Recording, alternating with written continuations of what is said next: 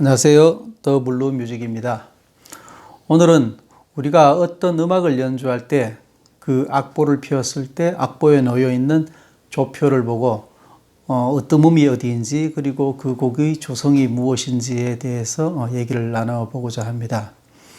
우선 우리가 악보를 펼쳤을 때 그 곡의 조성이나 어떤 음을 알아야 하는 이유는 그 키의 조성에 맞게 어떤 음계를 사용할 것인지, 그리고 또 기타나 베이스 같은 경우에는 어떤 플랫에서 연주를 해야 될지를 결정해야 되기 때문입니다. 그래서 조표를 가지고 그 곡의 조성을 파악하는 일은 연주를 하기 전에 가장 우선적으로 해야 될 일이며 가장 중요한 일이라고 할 수 있습니다. 자, 우리가 조표라고 얘기하면 흔히 샵과 플랫을 들 수 있죠. 우선 샵이 있을 때 그 곡의 으뜸음을 찾는 방법에 대해서 먼저 보도록 하겠습니다. 자, 화면에서 보시는 것처럼 저는 두 개의 예를 가지고 왔습니다. 샵이 두 개일 경우, 그리고 샵이 5개일 경우 두 개를 갖고 왔는데, 샵의 경우에는 마지막에 붙은 샵, 파도, 솔레, 라미, 시의 순서에서 마지막에 그림에서는 지금 여기 이 샵과 이 샵의 위치가 되겠습니다. 그래서 마지막에 붙은 샵의 위치가 C가 되겠습니다. C. 그래서 C를 기준으로 했을 때 한음 위인 이 도의 자리, 그리고 또 한음 아래인 라의 자리, 이 두 개의 위치를 분명히 알고 있어야 하겠습니다. 아래의 경우도 마찬가지입니다. 여기의 자리가 C이고, 그 다음에 위의 자리, 아래의 자리. 그래서 위의 자리가 으뜸음일 경우에는 장조가 되겠습니다. 그리고 아래의 음이 으뜸일 경우에는 단조가 되겠습니다. 자, 플랫의 예를 한번 보도록 하겠습니다. 플랫의 예에서는 마지막에 붙은 플랫, 이게 플랫의 경우에는 샵과는 반대죠. 시, 미, 라, 레, 솔, 도, 파의 순서로 붙게 되는데, 마지막에 붙은 플랫, 여기에 예가 되겠습니다. 이 마지막에 붙은 플랫의 자리가 파로 계산을 하면 되겠습니다.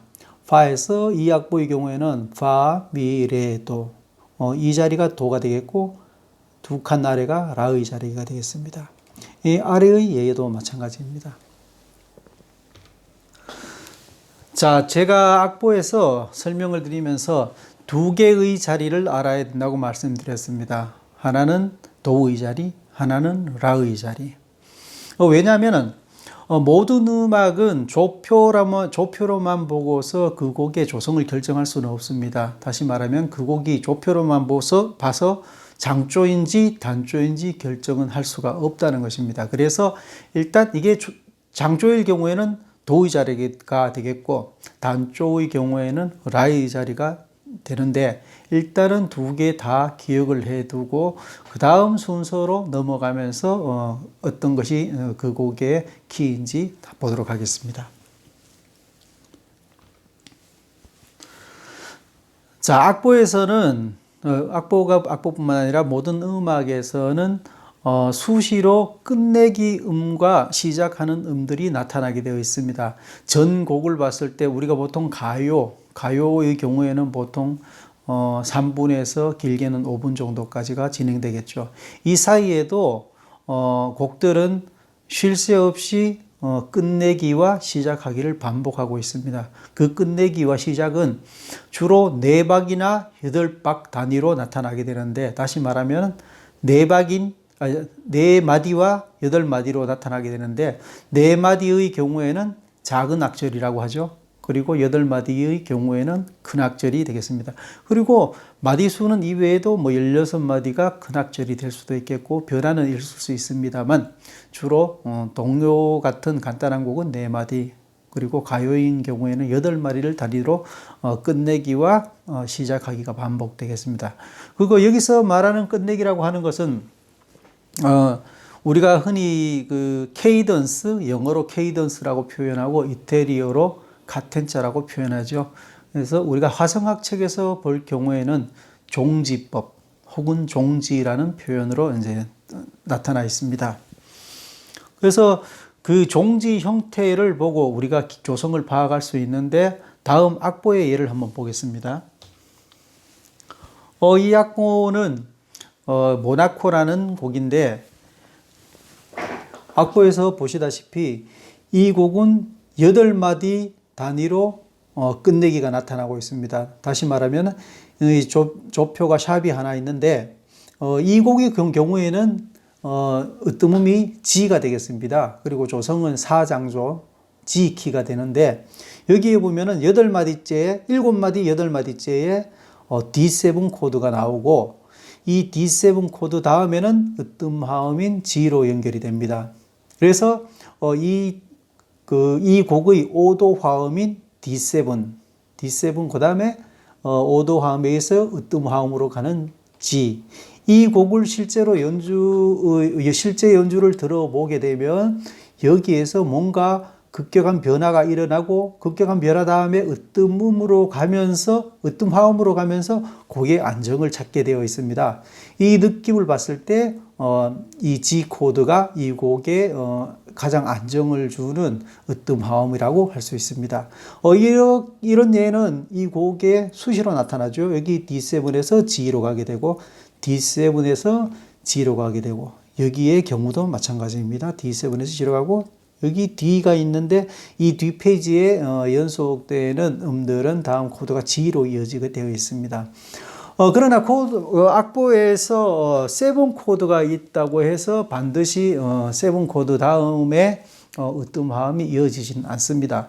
으뜸화음의 대리화음이 나타날 수도 있고 또 여기에서는 이제 이 모나코에서의 D7은 도미넌트 7 코드인데 어떤 경우에는 그 익스텐디드 도미넌트 7이라는 코드도 나타나게 되어 있습니다. 그런 경우에는 으뜸화음으로 이어지지는 않습니다. 익스텐디드 도미넌트 7에 대해서는 다음 기회에 설명을 드리도록 하겠습니다. 자, 다음 곡의 예를 한번 보겠습니다. 다음 곡의 예는 언제나 몇 번이라도라는 센과 이치로의 행방불명 OST죠. 이 곡의 예를 들어보면은 이 부분에서 C7 그 다음에 F로 이어지게 되죠. 역시 도미넌트 코드, 그 다음에 으뜸화음 이렇게 이어지게 됐습니다. 이 부분에도 나타나게 됐습니다. C7에서 F 코드로 이어지는 종지형이죠. 마침골, 끝내기 형태가 되겠습니다. 자, 끝내기 화음으로 제가 곡의 조성, 으뜸음을 파악할 수가 있다고 말씀드렸는데 모든 곡이 그렇지는 않습니다. 음악이란 것이 항상 짜여진 틀에 의해서 어떤 규칙적인 것에 의해서만 흘러가는 게 아니기 때문입니다.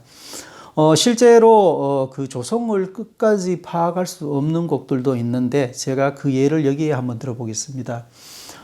이 곡은 새야 파랑새야라는 우리 민요곡입니다.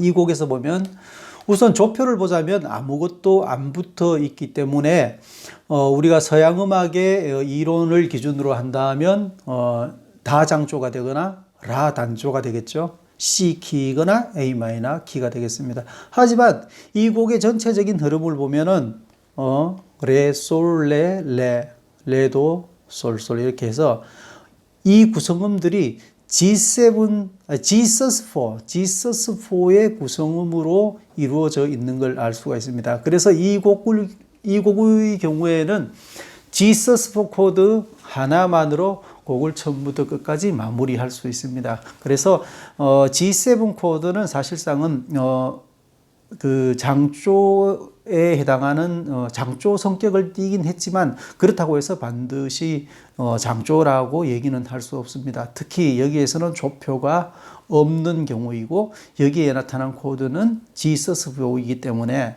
이 곡을 딱히 어떤 조성이다, 어떤 으뜸음을 가지고 있다라고 말하기는 어려울 것 같습니다. 자, 이렇게 해서 조표가 있을 때 그 곡의 으뜸음을 찾는 방법에 대해서 여러분들과 얘기를 나눠봤습니다. 요약하면 대부분의 서양 음악은 조성 내에서 이루어집니다. 그렇기 때문에 그 곡을 자세히 들여다보면 그 곡의 조성을 파악할 수가 있다는 거죠. 그리고 조성을 파악해야만 그 곡의 음계 그리고 연주 위치 같은 걸 결정할 수가 있습니다. 그리고 가끔씩 조성을 벗어난 음들이 있는데 그 곡은 조성 내에서 이루어진 변화음이기 때문에 그 조성의 주변에 있는 음들로 모두 연주를 할 수가 있습니다. 다음으로 연주에서 가장 중요한 것은 그 곡의 조성을 파악한 후에 그 곡에 적용할 음계를 선택하는 일, 방금 말씀드렸던 일이 되겠죠. 기타, 베이스의 경우에는 연주할 지판의 포지션까지 미리 결정하고 대중가요의 경우는 대부분 다이아토닉 스케일 내에서 해결이 됩니다. 자, 오늘은 여러분들과 조표가 있을 때 으뜸음을 찾는 방법, 조성을 찾는 방법에 대해서 알아보았습니다. 다음 시간에 또 뵙겠습니다.